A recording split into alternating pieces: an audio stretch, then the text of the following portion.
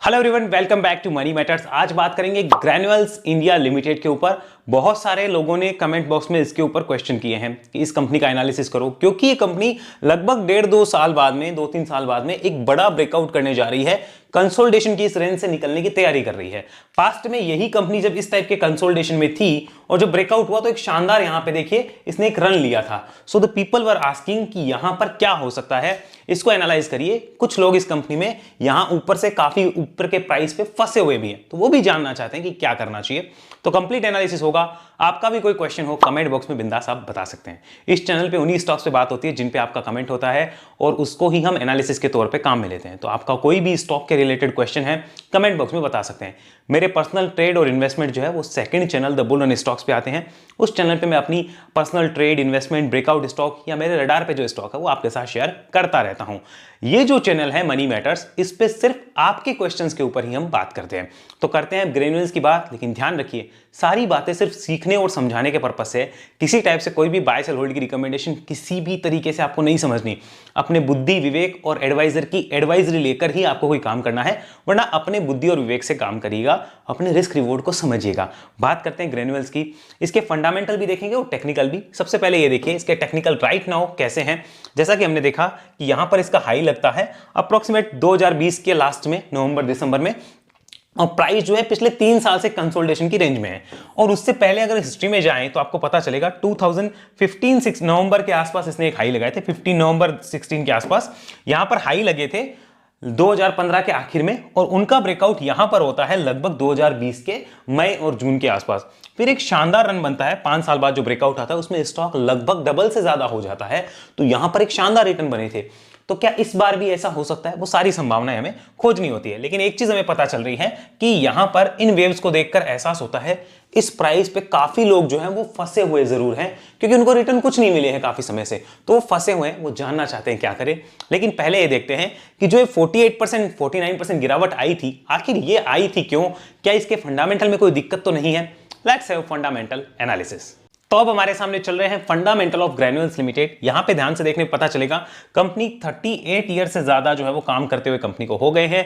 हैदराबाद के अंदर कंपनी का जो है वो हेडक्वार्टर है, और यहां पे कंपनी करती क्या है, एपीआईज और पीएफआईज बनाती है, यानी फार्मास्यूटिकल इंग्रेडिएंट के अंदर कंपनी का बिजनेस है, और ये फिनिश डोज भी बनाती है। यहां पर देखिए एएनडीएस फील्ड के अंदर 71 है इसका। पिछले 5 साल में 22% की सीएजीआर ग्रोथ दिखाई है। 300 से ज्यादा कस्टमर है और 80 से ज्यादा कंट्रीज में कंपनी का बिजनेस है, सिर्फ इंडिया में नहीं है, ध्यान रखिएगा। यहां पर मैन्युफैक्चरिंग फैसिलिटी 7 है। 36 से ज्यादा कंपनी का एम्प्लॉय बेस है। ये कंपनी की बेसिक जानकारी है। इसके फंडामेंटल्स और देखते हैं। आइए यहां पर मार्केट कैप देखिए कंपनी की, लगभग 10,000 करोड़ लगभग आसपास जो मार्केट कैप रहती है। अभी 390 के आसपास प्राइस चल रहा है। स्टॉक का पी 24 का है। If compare to industry P तो वहां से थोड़ा सा कम ही चलता हुआ नजर आ रहा है। ROC एंड ROE इज मस्त, वो मुझे बहुत मस्त लग रहे हैं, कोई खराब नहीं है। 20 के आसपास है दोनों, और 24 पे पी है, तो ये एक्सपेंसिव नहीं है, ये ठीक ठाक ही कहा जाएगा। इवन ग्रोथ की संभावनाएं रहती है। प्रोमोटर्स की होल्डिंग यहाँ पे 42% है। पिछले एक क्वार्टर में प्रोमोटर्स ने 0.06% से अपनी होल्डिंग जो वो कम करी है। अब ये किस रीजन से करी है वो समझे। मेरा ये मानना है कि ये सारे रीजन प्राइस में आ जाते हैं। अगर कोई बड़ा इश्यू है तो FIIs, DIs आपसे और मुझसे ज्यादा समझदार है, वो बेचेंगे तो वो प्राइस में दिखेगा। FIIs, DIs नहीं बेचेंगे तो बिग HNIs बेचेंगे, तो वो प्राइस में दिखेगा। अगर प्राइस में सेलिंग नहीं है इसके बाद तो मुझे कोई इश्यू नहीं है। ट्रेलिंग स्टॉप लॉस के साथ काम होते रहते हैं। यहां देखिए डेट इस कंपनी के ऊपर 0.4 है। ये जो मुझे इश्यू लगता है, नहीं होना चाहिए, कोई काम नहीं होता, बट है, एक्चुअली फैक्ट है, ये हमें समझना होगा। डेट होने का मतलब होता है कि यहां पे होल्डिंग में भी आपको दिख रहा होगा प्लेज परसेंटेज 4 के आसपास है। प्रॉफिट की ग्रोथ कम रही है, उसकी पिटाई भी ऑलरेडी हो भी चुकी है। मार्केट कैप टू सेल्स 2 का है, और यहां पे पीजी रेशियो 1 के नीचे दिखाता है। फ्री कैश फ्लो अच्छा रहा है, पिछले 5 साल का 700 करोड़ से ऊपर का है। तो फंडामेंटल ओके है, खराब नहीं है, बढ़िया कहे जा सकते हैं इस प्राइस और इस डाटा को देख के। नेक्स्ट देखिए क्वार्टर रिजल्ट्स की बात करते हैं। तो सितंबर का रिजल्ट है जहां पे कंपनी ने 1190 के आसपास की सेल्स करी है, और प्रॉफिट कंपनी ने 102 करोड़ का जो है वो पोस्ट किया है। मार्जिन कंपनी ने 18% मेंटेन किए थे, जो कि पिछले क्वार्टर से अच्छे मार्जिन है, और वहां से सेल्स भी अच्छी आई है। अगर सितंबर 2022 से कंपेयर करें तो सेल्स अच्छी रही है। मार्जिन्स देखिए कम हुए हैं सितंबर से, जो कि हमें ध्यान रखना होगा। प्रॉफिट देखें तो प्रॉफिट भी कम हुए हैं। क्या यही तो रीजन नहीं है कि शेयर नहीं चल रहा था? और वो अब आपको दिख रहा है, क्योंकि अगर आप पीछे की हिस्ट्री में देखेंगे 48 करोड़ का प्रॉफिट तो कभी नहीं आया, जबकि मार्केट ऑलरेडी पिटाई कर चुका है। और 48 करोड़ का प्रॉफिट आने के बाद तो यहां पे तेजी बन रही है स्टॉक में, क्योंकि मार्केट को पहले से पता रहता है, वो प्राइस में पता चलता है, चार्ट्स पे पता चलता है।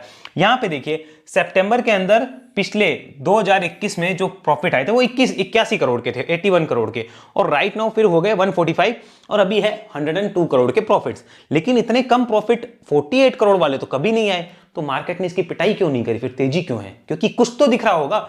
आपसे और मेरे से जो समझदार प्लेयर है वही बाय करते हैं, तो वो बाय करते हैं तो हमें अज्यूम करना होता है कि हमें एक ट्रेलिंग स्टॉप लॉस के साथ राइड करना चाहिए। इसी को ही कहते हैं प्रॉपर रिस्क मैनेजमेंट। यहां देखिए सेल्स को देखेंगे तो पता चलेगा सेल्स ऑलरेडी ग्रोइंग मोड पे है, सेल्स इसकी टूट नहीं रही है। लगभग 1200 साढ़े 1100 करोड़ की सेल्स जो है वो पिछले यहां पे आपको दिख रहा होगा 5-6 क्वार्टर से एवरेज बन के आ रही है, तो यहां पे सेल्स तो हम खराब नहीं कह सकते। आगे चलते हैं, यहां बात करते हैं ईयरली P&L की। तो देखिए पिछले साल 4500 करोड़ की सेल्स पे कंपनी ने 517 करोड़ का प्रॉफिट पोस्ट किया with a gross margin of 20%। Right now same sales हो रही है, मार्जिन टूट रहे हैं, तो प्रॉफिट भी यहां पे टूटता हुआ नजर आ रहा है। जो हमें पता रखना होगा, ये ट्रेलिंग 12 मंथ का डाटा है, इसमें एक प्रॉफिट वो है 48 करोड़ वाला, इसलिए नीचे भी आ रहा है, कम भी आ रहा है। अगर पीछे से आप हिस्ट्री देखेंगे, कंपनी की growth as it is intact है, मुझे कोई इश्यू नजर नहीं आता। मार्जिन्स पहले भी कंपनी के टूटे थे, फिर कंपनी ने बढ़ाए, फिर टूटे, फिर टूट रहे, फिर टूट रहे। अब जब भी बढ़ेगा तो तेजी बननी ही है, और जब बढ़ेगा तो जब रिजल्ट आपको पता चलेंगे उससे पहले प्राइस जो है ऑलरेडी मूव कर चुका होगा, ये हमें समझना है।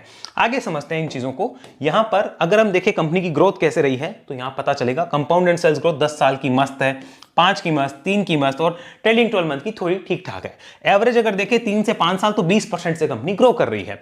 प्रॉफिट ग्रोथ में आप देखेंगे तो यहां पे 25% के 30% के बीच में एवरेज आ रहे हैं। पिछले ट्रेलिंग 12 मंथ में 19% टूटा है, और ये चीज पब्लिक को पता है, मार्केट को सब पहले से पता रहता है कब मूव होगा कब नहीं होगा, क्योंकि जिनका बड़ा पैसा लगा है उसको ज्यादा टेंशन है। 1 लाख रुपए लगा के आप टेंशन में हो, तो सोचो जिसके 1 लाख करोड़ लगे रहते हैं, या 1000 करोड़ या 100 करोड़ है, वो पूरे मार्केट के सारी कंपनीज पे नजर रखता है कब क्या करना है क्या नहीं। आगे चलते हैं, स्टॉक के रिटर्न्स देख लीजिए। CAGR टर्म्स में कंपनी ने हमेशा अच्छे रिटर्न्स दिए हैं पिछले 5 साल में और 10 साल में। 3 साल से जैसे कि मैंने आपको कहा कि स्टॉक कंसोलिडेशन रेंज में, तो रिटर्न है 0। पिछले ट्रेलिंग 12 मंथ में कंपनी ने 14% के रिटर्न्स दे दिए हैं। रिटर्न ऑन इक्विटी कंपनी की 20% से एवरेज इंटेक्ट है, तो ये फंडामेंटल कहीं से भी हम खराब नहीं कह सकते। This is one of the best fundamental company, किसी तरीके से खराब नहीं है, सेफ है और अच्छे फंडामेंटल्स है। यहां देखते हैं बैलेंस शीट के फ्रंट पे, तो जो चीज मुझे नेगेटिव लग रही है वो ये है कि कंपनी के रिजर्व जिस स्पीड से बढ़े हैं उस स्पीड से ज्यादा तेजी से जो है वो इसके डेट बढ़ गए। ये चीज मुझे नेगेटिव लगती है, और इतनी नहीं होनी चाहिए। कंपनी के ऊपर जैसे मैंने आपको बताया डेट है थोड़ा बहुत, वो नहीं हो या इसको कम कर दे धीरे धीरे, और ये शॉर्ट टर्म बोरोइंग में तब्दील हो जाए तो ज्यादा बेटर होगा, ये ध्यान रखना है। हाँ, ये जरूर है कि कंपनी ग्रोइंग मोड पे है, इसकी ग्रोथ पे फिलहाल कोई बड़ा असर नहीं पड़ा है, जो ग्रोथ है वो इंटेक्ट है 3 से 5 साल की। आगे चलते हैं, शेयर होल्डिंग पैटर्न में देखिए प्रमोटर्स ने यहां पे कुछ माल जो है पिछले क्वार्टर से बेचा, जैसे कि मैंने आपको ऊपर दिखाया। FIIs ने जो है वो कुछ माल यहां पे खरीदा है, जैसा कि आपने देखा। DIIs ने खरीदा है, पब्लिक ने यहां पे माल जो है वो कुछ कम किया है, ये आपको ध्यान रखना होगा। अगर आप पीछे से देखेंगे तो अप्रोक्सीमेट 42% ही प्रमोटर की होल्डिंग इंटेक्ट थी, जो कि अभी भी 42 ही है लगभग। FIIs को आप देखेंगे तो देखिए कोविड के टाइम इन्होंने 26% होल्डिंग करी थी, वो अब इनकी 21.5 है, लेकिन ये कम नहीं हुई है, ज्यादा नॉर्मल है। ऑलरेडी FIIs यहां पे प्रॉफिट बुक कर चुके थे जब वो शेयर ऊपर गया था, तब आप देख सकते हो। फिर उन्होंने वापस एंट्री करी है और ये 21% की होल्डिंग के साथ बैठे हुए हैं। DIIs जो बिल्कुल भी नहीं थे आज से 3 साल पहले, वो 3 सालों में DIIs ने 7% का माल इकट्ठा किया। यहां देखिए 3 साल पहले DIIs क्या थे, 0। अभी DIIs 7% है, यानी कि 3 साल में माल इकट्ठा DIIs का ही ज्यादा हुआ है, ये भी हमें समझना। पब्लिक जो कि 31% थी, ये अभी भी लगभग उतनी है, 29% के आसपास, तो कोई मेजर चेंजेस यहां पे नहीं हुए हैं, ये हमें पता चलता है पिछले 3 साल के डाटा से। ये कंपनी पैसे कहां से कमाती है, सेगमेंट वाइज ब्रेकअप को समझिए। तो यहां देखिए कंपनी API से 25% की रेवेन्यू करती है, फिनिश डोज से जो है 62% की रेवेन्यू कैप्चर करती है। ऐसे ही PFI से 12% और अदर बिजनेस से कंपनी 1% रेवेन्यू लेकर आती है। ये सारी चीज आपको मालूम होनी चाहिए।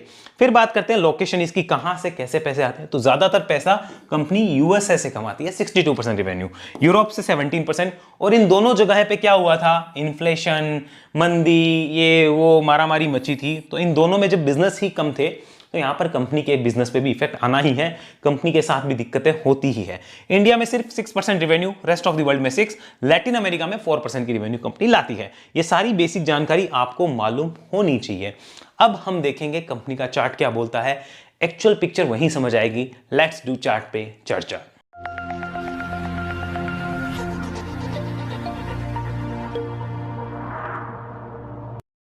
तो अब हमारे सामने चल रहा है monthly chart of granules limited. यहां हम पूरी चर्चा करेंगे। सबसे पहले देखिए, कंपनी ने यहां पर एक शानदार जो रन लिया था, उसके बाद में 48-49% टूट गया। तो यहां पे क्या हुआ, this was a price wise correction. ये क्या था, प्राइस वाइज करेक्शन हुआ। प्लस इसमें देखिए इसने कितने साल बिता दिए, 3 इयर्स इसने बिता दिए। सो ये क्या हो गया, this is time wise correction. यहां पे क्या हो गया, time wise correction. So the technical analysis का एक बेसिक रूल है, अगर आप थोड़े एडवांस प्लेयर है तो आप जानते हो कि कोई भी शेयर अगर price wise plus time wise correction करके ब्रेकआउट करने ऊपर आता है, दैट मींस वो एक लंबी तेजी पकड़ने के लिए तैयार होता है। ये एक बेसिक रूल है। अब ये अप्लाई होगा कि नहीं होगा, उसमें स्टॉप लॉस क्या होगा, टारगेट क्या होंगे, वो सारी बातें हम आगे करेंगे। लेकिन ध्यान रखिए ये रूल अप्लाई होता है, तो इसीलिए इसका रडार पे आना, जो आप लोगों के रडार पे है, मुझे बड़ी खुशी है कि आप लोग सीख रहे हो।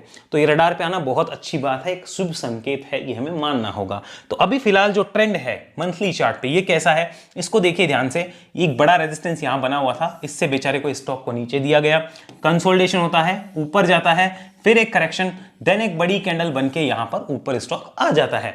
इस बड़ी कैंडल में इंपॉर्टेंट सपोर्ट रहता है ₹320। इसके नीचे अगर स्टॉक आता है तो मंथली चार्ट पे ट्रेंड खराब हो जाएगा, ये ध्यान रखना है। ऊपर में 405 रुपीज के आसपास जो स्टॉक फिलहाल है, यानी रेजिस्टेंस ले रहा है, और 390 पे भी स्टॉक जो है वो टाइम पास करता हुआ नजर आ रहा है। This is a November month candle and this is December month candle. तो ये जो प्राइसेस हैं ये पीछे भी यहां पे क्या रह चुके हैं, रेजिस्टेंस रह चुके हैं। तो उस रेजिस्टेंस को यहां क्या मिल रही है, रेस्पेक्ट मिल रही है। This was a resistance earlier, this was a resistance earlier, so this resistance is taking respect here. यहां पे उसे एक रेस्पेक्ट मिल रही है कि रेजिस्टेंस की रेस्पेक्ट कैसे दी जाती है, ये हमें समझना होगा। अब बात करते हैं यहां पे हम मंथली से सीधा वीकली चार्ट पे, इस डाटा को हटा के। वीकली चार्ट क्या बोलता है, देखिए हर एनालिसिस को हमें अच्छे से समझना है और उसके हिसाब से हमें प्रिपरेशन पूरी करनी होगी। So this is the weekly chart. यहां पे दिख रहा है ये पूरे 3 साल का डाटा है, 3 साल से टाइम पास हो रहा है। तो वीकली चार्ट है, यहां पर हमें पता चल रहा है कि स्टॉक सेम लेवल पे क्या कर रहा है, रेजिस्टेंस लेता हुआ नजर आ रहा है। वीकली पे तो ज्यादा बार यहां पे देखिए रेजिस्टेंस स्टॉक ने लिए हैं। अगर पीछे की बात करें तो ये लेवल भी कोई कम रेजिस्टेंस नहीं था। इस रेंज में भी इसके पास अच्छे जो यहां पे सप्लायर्स थे वो खड़े थे, जो इसको ऊपर सस्टेन नहीं करने दे रहे थे। लेकिन यहां पर देखिए 2-3 हफ्ते अच्छी खासी लड़ाई होती है, उसके बाद बुल्स जीतते हैं, ऊपर की तरफ जाते हैं। अब शायद 2-4-5 हफ्ते यहां लड़ाई के बाद जब ऊपर निकलेंगे तो एक अच्छी तेजी के संकेत आएंगे। लेकिन क्या इस बात की गारंटी है, जी नहीं। तो उसके लिए इंपॉर्टेंट लेवल कौन सा होगा, अगर वीकली चार्ट पे भी मैं देखूं तो मेरे लिए सेम इंपॉर्टेंट लेवल है ₹320। इसी लेवल के नीचे देखिए स्टॉक ने दिक्कतें करी है। पीछे भी आप देखेंगे ये लेवल अच्छा प्राइस एक्शन करता हुआ मुझे यहां पे नजर आया है। तो इसके नीचे आता है तो मेरे लिए वीकली चार्ट भी खराब हो जाएगा। राइट नाउ आप 390 पे हो, 320 के नीचे आपका एक वो पॉइंट है जहां पे इन्वेस्टर्स के लिए भी रिव्यू बनता है और ट्रेंड भी खराब हो जाता है, ये हमें पता चला। Let's convert it to the daily chart. Daily chart बहुत सारी चीजों को क्लियर कर देगा, हमें ये समझना होगा। So this is the daily chart. यहां पे साथ में ये लाइन जो लगी हुई है पर्पल कलर की, this is 200 days moving average, 200 दिन के एक्सपोनेंशियल मूविंग एवरेज की लाइन है। ये अगर देखें तो उसके ऊपर ही देखिए लगातार सपोर्ट लेता हुआ ऊपर जा रहा है। तो ये डेली चार्ट भी पॉजिटिव होने के ही इंडिकेशन हमें देता हुआ नजर आ रहा है। डेली चार्ट कहीं से भी फिलहाल नेगेटिव इंडिकेशंस पे नहीं है। हालांकि एक चीज ध्यान रखनी है कि जब भी सीधी तेजी आती है, देखिए जैसे सीधी तेजी आती है तो हमें हमेशा करेक्शन का वेट करना चाहिए फॉर न्यू एंट्री और फ्रेश एंट्री, और फिर एक सही प्राइस पे हम उसमें एंट्री ले सकते हैं। राइट नाउ भी कुछ ऐसा ही है, सीधा ऊपर गया है। तो अगर करेक्शन आ रहा है, जो कि आ ही रहा है फिलहाल, तो यहां पर एक अपॉर्चुनिटी होगी किनके लिए, जो बुल्स ऑलरेडी मिस कर चुके हैं उनके लिए। इस बात को आपको ध्यान रखना होगा। So this is the daily chart, 3 साल का डेली चार्ट, क्लियर पिक्चर देता हुआ कि now the stock is ready for next up move. क्योंकि अगर ध्यान से देखेंगे तो ये प्राइजेस जो थे वो लास्ट टाइम कब आए थे, ये प्राइजेस लास्ट टाइम यहां पर आए थे अप्रॉक्सीमेट 2022 जुलाई के आसपास, जुलाई अगस्त के आसपास। और वहां से 1-1.5 साल बाद, सॉरी 21 के अंदर 2 साल बाद में जो कंपनी है वो ब्रेकआउट करती हुई नजर आ रही है, 2-2.5 साल बाद। और टोटल अगर देखा जाए तो 3 साल का बड़ा जो ब्रेकआउट है वो होता हुआ नजर आ रहा है। So daily, weekly, monthly, everything is bullish here right now. तो क्या इसका मतलब कभी बेरिश होगा ही नहीं? हो सकता है। करना क्या है वो सारी चीजें देखेंगे। सो नाउ ये है हमारे सामने वीकली चार्ट। बात कर लेते हैं, अगर हम ऑलरेडी इन्वेस्टेड हैं तो हमारी सोच क्या होती। अगर हम बात करते हैं यहाँ पे ऑलरेडी इन्वेस्टेड, देखिए हमें हर टाइप की कैटेगरी को समझना है। जब हम हर टाइप के इन्वेस्टर की सोच को समझते हैं तो हम एक्चुअल में डिसीजन लेने में बहुत हेल्प पाते हैं, जब उनकी सोच हमारे माइंड में क्लियर होती है। हम मानते हैं कि हम ऑलरेडी यहां से इन्वेस्टेड हैं, तो मान के चलिए यहां से जो इन्वेस्टेड है उनके दिमाग में क्या है कि भाव आए तो बेचूं, तो वही लोग यहां पे जो प्रेशर है वो क्रिएट कर रहे होंगे कि एक बार निकलते हैं, बात की बाद में देखी जाएगी। जबकि होना क्या चाहिए, ऑलरेडी इन्वेस्टेड है उनको राइट नाउ, जब इतने टाइम तक रखा है तो ₹320 को इंपॉर्टेंट सपोर्ट मानकर यहां पर इसको देखना चाहिए। अगर मेरा ऑलरेडी इन्वेस्टेड होता तो अब मैं 320 को इंपॉर्टेंट सपोर्ट मान के राइड करने की सोचता, और जैसे ही स्टॉक मानिए यहां पर ऊपर आता है तो फिर इंपॉर्टेंट सपोर्ट हम 360 या 380 के आसपास जो शिफ्ट कर सकते हैं, ट्रेल कर सकते हैं, ऑलरेडी इन्वेस्टेड है वो। अब सेम केस होगा जो नीचे से यहां से लेके बैठे हैं कहीं से भी, तो अगर वो ऑलरेडी इन्वेस्टेड है वो क्या कर सकते हैं, अगर पैसे की जरूरत नहीं है, मान लीजिए जिनको पैसे की जरूरत है वो तो शायद यहाँ पे आधा बुक करेंगे और आधे को 320 के साथ रख सकते हैं। अगर मानो मुझे पैसे की जरूरत नहीं हो, मेरा नीचे से इन्वेस्टेड हो, तो सेम 320 के साथ मैं इसको चुपचाप राइड करना चाहूंगा। तो दोनों के लिए क्लियर है, ऊपर से ऑलरेडी इन्वेस्टेड हो चाहे नीचे से हो, इस लेवल को अभी आपको अपने माइंड में रखना ही होगा। ये समझ में आया। आगे चलते हैं, बात करते हैं यहां पे कोई फ्रेश इन्वेस्टमेंट बनता है क्या, is there any fresh investment chance. तो सबसे पहले ये देखा जाएगा कंपनी के फंडामेंटल्स कैसे हैं, बहुत बढ़िया है, खराब नहीं है, ग्रोइंग कंपनी है। कंपनी के टेक्निकल कैसे हैं, टेक्निकल कैसे हैं, टेक्निकल तो बुलिश है। तो बुलिश में इंपॉर्टेंट लेवल कौन सा है, ₹320, तो इसको हमें क्या मानना है, this is our review point. ये क्या होगा, कोई इसे स्टॉप लॉस कहेगा, कोई रिव्यू पॉइंट कहेगा, कोई इंपॉर्टेंट लेवल कहेगा, जो कहना है वो कहो। इसके नीचे दिक्कत है, यानी कि स्टॉक फिलहाल क्या है, जो इन्वेस्ट करना चाहते हैं उनके लिए अगर डिप पे मिले तो this is a clear cut investment stock to look for, यहां पे देखा जाना चाहिए जो देखना चाहते हैं। बट ये माइंड में रखना है कि 320 से ज्यादा रिस्क लेना एक बार दिक्कत होगी। ऐसे तो देखो कोई फिर चाहे तो 225 का रिस्क ले कि इसके नीचे आएगा तो खराब होगा, कोई चाहे तो 275 का ले, बट सिस्टमेटिक अप्रोच से लिमिटेड रिस्क 15% के आसपास का अगर रिस्क लेके कोई देखे तो यहां पर नीचे डिप पे मिले तो 320 के आसपास का ध्यान रख सकता है इन्वेस्टमेंट वाले, ये ध्यान में रखिएगा। तो ये क्लियर करना है आपको अपने माइंड में कि जो बुल्स यहां पर है अभी फ्रेश इन्वेस्ट वाले, वो ध्यान रखेंगे कि कंपनी इसके नीचे ना है, क्योंकि इसके नीचे आई तो फिर क्या करेगी, फिर टाइम वाइज वो करेक्शन है वो करना शुरू होगी, यानी फिर टाइम पास शुरू हो जाएगा। तो बाद में वो इतना टाइम नहीं दे सकते, वो यहां कट करके दूसरी जगह कमाने की सोचेंगे, ऐसा मुझे लगता है। बात करते हैं यहां पे कोई स्विंग ट्रेड है क्या, is there any swing trade on this chart, yes it is. कब है, अब इसको समझना, अबव 405 सस्टेन करता है तो स्विंग ट्रेड एक्टिवेट होगी, ये ध्यान रखिएगा। अच्छा ठीक है, ये एक्टिव होगी। अब इसमें इंपॉर्टेंट लेवल कौन सा रहेगा, अब इसमें इंपॉर्टेंट रहेगा ₹358, कौन सा रहेगा, 358। अब 358 कहां पे है, 358 लगभग यहां पे इंपॉर्टेंट लेवल रहा हुआ है। अगर पीछे हम इसी लेवल को देखें तो ये लेवल इंपॉर्टेंट रहा है। तो 358 के नीचे आता है 405 जाने के बाद तो समझो दिक्कत है, स्विंग जो है वो खराब हो गया, उसमें 10% का कोई लॉस होगा, वो ट्रेडर्स अपना लॉस लेके निकलेंगे। लेकिन अगर सस्टेन करता है 405 के ऊपर तो इमीडिएटली 435, 470 और 510 प्लस, मैं इसको तरीके से लिख देता हूं, 510 प्लस, ये जो स्विंग पॉसिबिलिटीज है इनकी संभावनाएं रहेगी, इसका आपको ध्यान रखना होगा। 435, 470, 510 ये स्विंग पॉसिबिलिटीज रहेगी। कब, 405 के ऊपर सस्टेन करता है, आप अप्रोक्सीमेट 400 ही समझ सकते हो इसके ऊपर सस्टेन करने पे। और ये पॉसिबल कब तक होंगे, इन नेक्स्ट 2 to 4 मंथ, ये तीनों जो है वो स्विंग जो लेवल है वो अचीव हो सकते हैं। तो क्या इसका मतलब ये हम स्विंग ट्रेड करें, आपकी इच्छा है, अपने एडवाइजर से पूछिए, लेकिन ये चार्ट पे क्लियर पिक्चर हमें नजर आ रही है। और ये ध्यान रखना होगा 358 के नीचे आया 405 काटने के बाद, यानी ऐसे ऊपर जाकर अगर ऐसे आ गया तो यहां पे पोजीशन कट हो जाएगी स्विंग वालों की, ये ध्यान रखना होगा। और इन्वेस्टमेंट वालों के लिए इसके नीचे उनको रिव्यू करना होगा। सो आई होप आपको पूरी पिक्चर समझ आई है, ग्रेन्यूल्स क्या करता हुआ नजर आ रहा है। No doubt chart is very good. अगर बात करें वापस इसके मंथली चार्ट पे, यहां पे ध्यान से देखिए, पीछे की हिस्ट्री को भी यहां पे आप ध्यान से देखेंगे, आपको पता चलेगा कि स्टॉक ने क्या शानदार ब्रेकआउट किया था कंसोलिडेशन के बाद में। ब्रेकआउट के बाद स्टॉक क्या शानदार तेजी में गया, और ऐसी तेजी थी कि उसमें बिल्कुल मजा ही आ गया था। और देखिए जो तेजी आनी होती है वो 5-7 महीने में आके खत्म हो गई, और मूव आने के बाद बहुत सारे लोग आते हैं, वो एंट्री कर चुके थे, अब उनको मौका मिल रहा है निकलने का, वो सोच रहे हैं निकलो, क्योंकि उन्होंने भाव क्या देखा है, 227 रुपए, 25 रुपए के आसपास का, तो उनको लग रहा है कि मिल रहा है, निकलो एक बार, बाद की बाद में लेंगे। जबकि वो नहीं समझ रहे कि अब ये ट्रेंड में राइड करने का समय होता है, इसको राइड किया जा सकता है। आप 320 नहीं रखना चाहते, आप 360 रख लो, 358 रख लो, कुछ भी रखो, लेकिन राइड करो अगर इंपॉर्टेंट सपोर्ट वो चार्ट पे बना है तो। अब राइड कैसे होता है, जैसे मानिए किसी का इसमें इन्वेस्टमेंट है, वो कैसे राइड करेंगे, अभी 390 पे है तो उसके लिए 320 इंपॉर्टेंट है, जैसे ही वो इसको काटता है तो वो अपना इंपॉर्टेंट लेवल ₹360 के आसपास जो वो शिफ्ट कर सकता है। मानो स्टॉक 470 आ गया तो अब इंपॉर्टेंट लेवल क्या कर दो, 435 कर दो, ये हो जाएगा। और स्टॉक को और राइड करना है, मानो स्टॉक फिर वहां से 510 आ गया, आप बुक ही नहीं करना चाहते, आप चाहते हो मैं और राइड करूं, तो फिर इंपॉर्टेंट क्या कर दो, ट्रेलिंग स्टॉप लॉस 470 कर दो। और ऊपर जा रहा है 550 कर दिया, और ऊपर जा रहा है 590 आ गया, तो अब 550 कर दो, फिर यहां पे काटा तो इसको कट करके हम निकल सकते हैं। इस तरीके से हम ट्रेलिंग स्टॉप लॉस करते हैं। तो हमें एक तो 510 का टारगेट मिलता है, एक 550 का मिला। ये भी हो सकता है 510 का भाव देख के आप 470 पे एग्जिट करो, तो वो रिस्क है, लेकिन ट्रेलिंग स्टॉप लॉस में मिलता अच्छा रिटर्न है। ये भी ध्यान रखना होगा, with no tension in mind ये सारी चीज समझनी होगी। आई होप आपको पूरी एनालिसिस समझ आई है। ग्रेन्यूल्स क्या कर सकता है, आपका भी कोई स्टॉक हो जिसके ऊपर आपको एनालिसिस चाहिए, कमेंट बॉक्स में बताइए। I will try my best to post that video as soon as possible.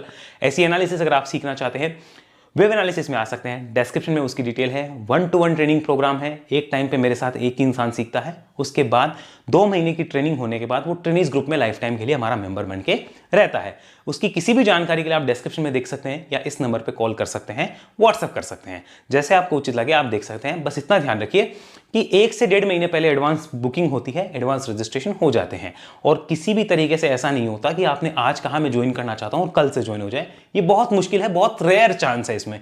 तो 1 से 1.5 महीने पहले एडवांस बुकिंग का आप थोड़ा सा ध्यान रखिएगा, और उसके हिसाब से अपनी सीट लॉक करवानी है तो दिए गए नंबर पे कॉल कर सकते हैं। अगर ऐसी एनालिसिस आप सीखते हैं और समझते हैं, उसके बाद काम करते हैं, तो वो आपके लिए हमेशा फायदे का सौदा होता है, मेरा ऐसा मानना है। तभी हम अपने ट्रेनिंग्स को लाइफ टाइम ग्रुप में रखते हैं, ताकि आप हमारी एक्सपर्टीज का और एक्सपीरियंस का फायदा कंटिन्यूअसली लेते रहें। अगर व्हाट्सएप ग्रुप से जुड़ना चाहते हैं, जहां सिर्फ मैं कुछ इंपॉर्टेंट अपडेट डालता हूं, तो उसके लिए आपको यहां पर डायमंड मेंबरशिप ज्वाइन करनी होगी चैनल की, गोल्डन नहीं डायमंड। गोल्डन मेंबरशिप डिसकंटिन्यूड है, अगर आप ज्वाइन करते हो तो आपका पैसा वेस्ट हो जाएगा। सिर्फ डायमंड मेंबरशिप ज्वाइन कर सकते हैं और ग्रुप में आप एंट्री ले सकते हैं। उस ग्रुप में हम इंपॉर्टेंट अपडेट के ऊपर बात करते हैं, कुछ आपके क्वेश्चन का मैं जवाब देता हूं, कोई बाय सेल होल्ड की रिकमेंडेशन वहां नहीं आएगी, please keep in mind that. किसी भी तरह की और जानकारी के लिए आप दिए गए नंबर पर व्हाट्सएप या कॉल कर सकते हैं। अगले वीडियो मिलते हैं, तब तक के लिए आपका धन्यवाद। जय हिंद, जय भारत।